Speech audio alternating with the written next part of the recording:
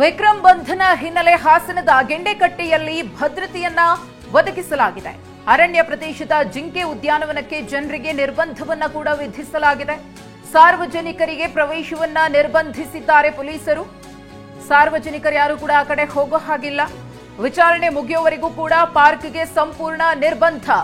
ಬೆಳಿಗ್ಗೆ ವಾಕ್ ಮಾಡಲು ಬಂದವರನ್ನ ಖಾಕಿ ಪಡೆ ವಾಪಸ್ ಕಳಿಸಿದೆ ಅನ್ನೋ ಮಾಹಿತಿ ಗಮನಿಸ್ತಾ ಇದ್ದೀರಿ.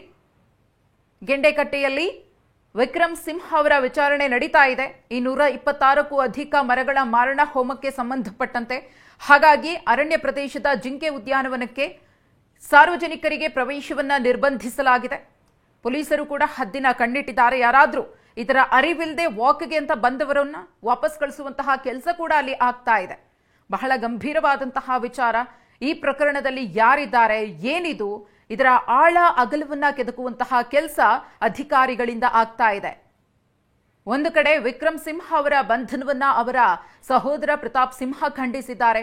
ಮತ್ತೊಂದು ಕಡೆ ಅವರ ಮೇಲೆ ಆರೋಪ ಕೇಳಿ ಬಂದಿರೋದ್ರಿಂದ ಈ ಪ್ರಕರಣವನ್ನ ಗಂಭೀರವಾಗಿ ತೆಗೆದುಕೊಂಡಿರುವಂತಹ ಪೊಲೀಸರು ತನಿಖೆಯನ್ನ ಮುಂದುವರಿಸಿದ್ದಾರೆ. ಇವಾಗ ವಿಚಾರಣೆ ನಡೀತಿದೆ.